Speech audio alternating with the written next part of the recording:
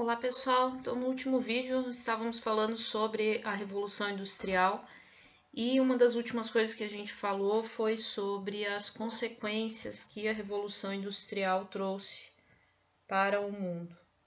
Lógico, vimos consequências relacionadas à questão da sociedade, à questão da economia principalmente, que é o que mais afeta a parte da Revolução Industrial, mas ela tem desdobramentos em outras partes, em outros setores, como por exemplo a questão política e a questão ideológica.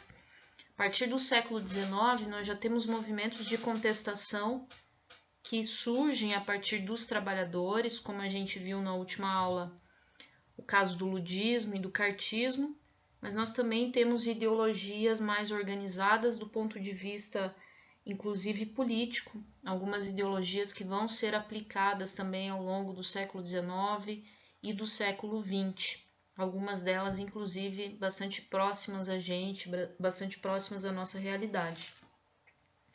Nós começamos com o liberalismo porque o liberalismo é, de fato, uma ideologia que surge a partir da burguesia e das atitudes tomadas pela burguesia ao longo do século XVIII e XIX.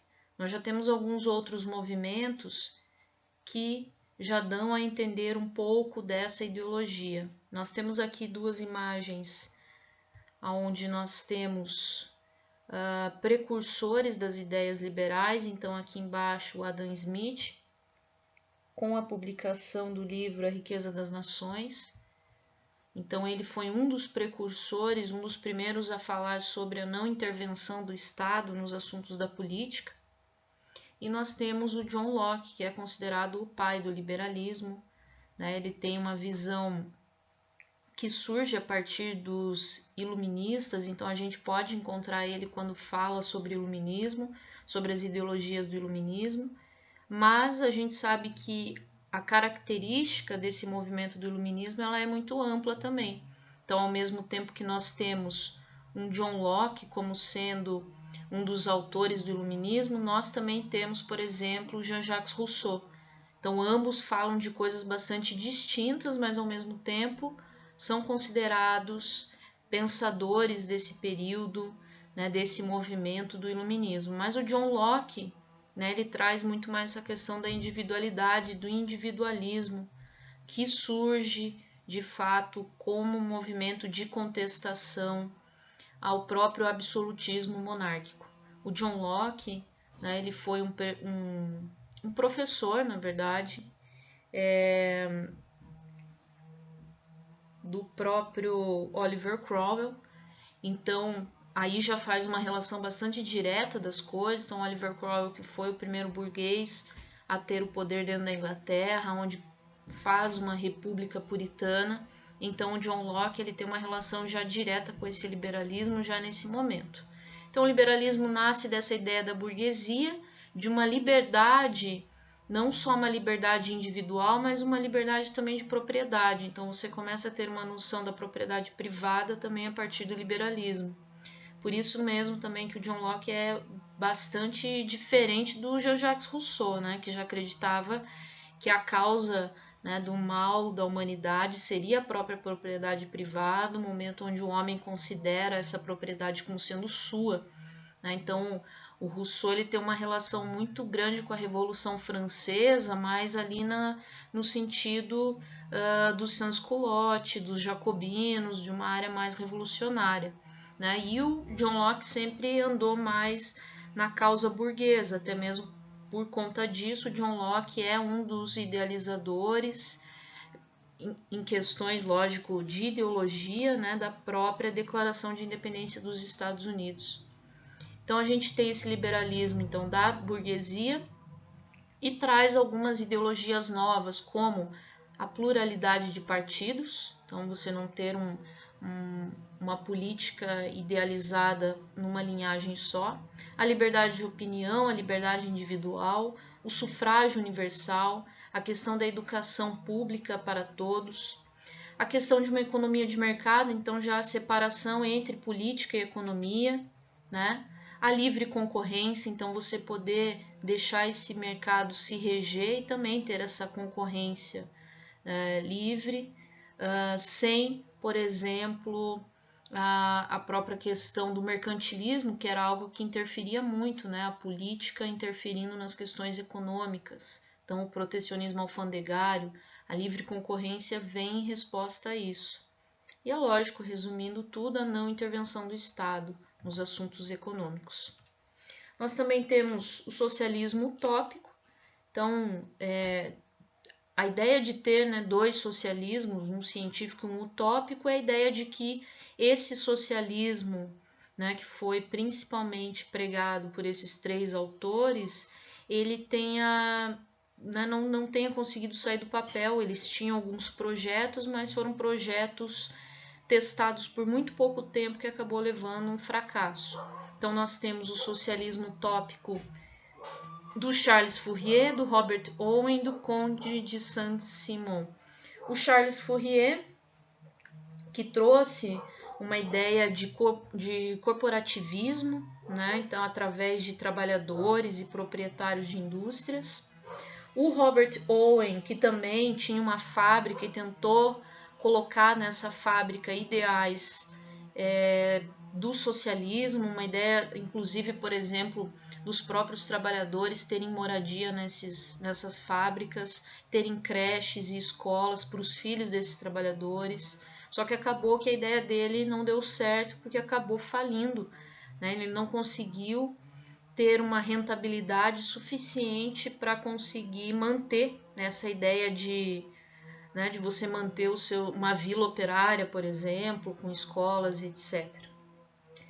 E o Conde também de Saint-Simon, então, um pouquinho menos radical, né? Então, o próprio título dele já mostra isso. Ele considerava ainda que a classe dos burgueses deveria ser uma classe privilegiada de qualquer forma, né? Então, são três mentores do socialismo utópico que acabou não dando tão certo assim. E em termos de comparação, né? Porque daí a gente tem um outro socialismo, que é o socialismo científico, proposto pelo Karl Marx e Friedrich Engels. Então a gente tem, né, o próprio Karl Marx faz um estudo de toda a sociedade ao longo da história, né, e ele traça alguns perfis semelhantes, tanto que o que a gente estuda, né, desde lá da parte de Mesopotâmia, os modos de produção, né, tudo isso foi organizado pelo próprio Marx. Então ele percebia que ao longo da história da humanidade, a economia, a relação da economia com a sociedade, ela foi predominante para você definir de fato a história da sociedade. E que esses modos de produção geraram ao longo da história o que ele chama de luta de classes. Então você sempre tem uma classe dominante e uma classe dominada, né? E que gera essa relação entre essas duas classes. Isso acaba se tornando mais evidente na sociedade que ele está vivendo no século XIX. Afinal, estamos falando de uma sociedade capitalista, onde é quebrado aquele vínculo do ofício, do trabalho com o trabalhador, então ele não domina mais esse ofício, e você tem, na verdade, uma exploração do proprietário, do empresário, do burguês pelo trabalho ao trabalhador, né? Então, essa luta de classes é muito evidente no final do século XIX, e é por isso que o Karl Marx e o Friedrich Engels conseguem fechar uma ideologia a partir disso. Por que o socialismo científico é um pouco diferente do utópico? Porque ele cria formas efetivas de ser concluído, né? E de tentar chegar, por exemplo, ao poder, que é a ideia do socialismo científico. Como que ele faria isso? Através de uma conquista do poder político nas mãos dos trabalhadores, do proletariado. Então, é o proletariado, o trabalhador, conseguir chegar ao poder. E essa ideia de poder também é desconstruída pelos dois, né? Então, você não ter uma liderança, depois que você cria essa revolução, uma ideia de revolução armada pelo próprio proletariado, você conseguir tirar do poder os governos, tanto governos absolutistas, monárquicos, né, o que quer que seja, instaurar uma ditadura do proletariado, onde você vai pôr na prática as principais ideias vindas do socialismo científico, que é a ideia de você não ter uma propriedade privada, você ter propriedades coletivas, você ter uma distribuição igualitária de renda. E a partir dessa ditadura do proletariado, depois que você tivesse uma sociedade igualitária e sem classes, né, que é aí chega nesse grande debate de toda o estudo que o Marx fez, aí sim você poderia retirar essa ideia também de governo, de Estado e de ditadura do proletariado. Então você teria uma sociedade que se autorregeria, né? Então o próprio Marx e o Engels dividiram essa concepção em duas partes: o socialismo, que seria toda essa luta e essa procura de instaurar uma ditadura do proletariado, e quando essa ditadura conseguisse resolver e excluísse uma figura de liderança numa ideia de poder, você teria já um comunismo. Então é dividido em duas fases aí. É uma resposta muito grande, na verdade, aos movimentos de opressão, à sociedade operária que estava sofrendo tanto no campo quanto na cidade, né? A partir dessas novas relações com o capitalismo. Nós também temos outras respostas bastante contundentes aí ao capitalismo, como por exemplo o anarquismo. Nós temos os dois principais mentores aí, o Bakunin, Mikhail Bakunin e o Pierre-Joseph Proudhon.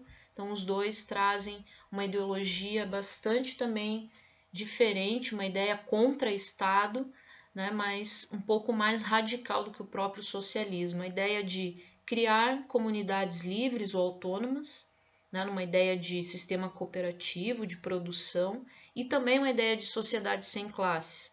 O anarquismo era bastante contra as instituições religiosas, porque eles acreditavam que eram instituições alienadoras, né, da população, acabavam alienando. E de maneira geral, essas sociedades, essas comunidades livres criariam as suas próprias leis, né? Enfim, a partir daquilo que eles entendessem que era o melhor para aquela comunidade. O anarquismo ele se propaga pelo mundo, apesar de parecer, né, uma ideia bastante radical, mas ele se propaga com bastante força pelo mundo, pelo Brasil também. Os movimentos operários vão ter um teor anárquico bastante grande. No Brasil, o anarquismo chega principalmente com os imigrantes italianos, né, ao longo do século XIX. Nós temos, inclusive, né, um caso de uma sociedade, uma tentativa de uma sociedade anarquista aqui na região do Paraná, no final do século XIX, na região de Palmeira, que é a colônia de Santa Cecília. Ela foi fundada pelo Giovanni Rossi, que era um imigrante italiano, que inclusive tem uma história bastante inusitada, porque ele tinha conseguido uma licença de um terreno para instalar essa sociedade anarquista aqui no Paraná pelo próprio Dom Pedro II. Isso foi no final do século XIX, só que quando eles organizam já essa viagem para vir, já começa o movimento de proclamação da República, e quando eles chegam aqui, na verdade, a República não autoriza essa doação, não reconhece essa doação que foi feita pelo próprio Império. Eles passam mesmo assim a viver nessa região, compram um terreno, e foi, acho que o mais próximo, pelo menos, né, no país, pelo menos foi o primeiro exemplo de uma sociedade anarquista, e acho que é o mais próximo que se chega de uma sociedade livre que tentou ser autossuficiente, né? Tinha até uma questão ligada até a questão do amor livre, né? Então, algo bastante à frente do tempo para a época. Acabou não durando mais do que 4 anos, né? Acabou falindo, não conseguiu se tornar autossustentável, mas como a gente pode ver na imagem aqui, ainda guarda-se um pouco dessa questão histórica dessa colônia de Santa Cecília. Ao longo, então, do século XIX e também do século XX, nós temos algumas associações de trabalhadores, como a Associação Internacional dos Trabalhadores, AIT, onde vão ser organizadas ideias para a melhoria do trabalho, das condições de trabalho, e grande parte delas pautada nessas ideologias que a gente acabou de ver aqui, ok? Sobre o tema, né, como uma sugestão de filme, a gente tem o filme Jovem Karl Marx, que justamente conta, né, uma biografia do Karl Marx e do Friedrich Engels frente aos movimentos, né, de contestação dos trabalhadores e a sociedade industrializada na Europa. Aparece o Marx, o Engels, aparece o Proudhon também, então um pouco do anarquismo. Nesse filme, bem tranquilo, tem disponível lá no YouTube. Beleza, pessoal? Espero que tenham gostado. Até a próxima aula.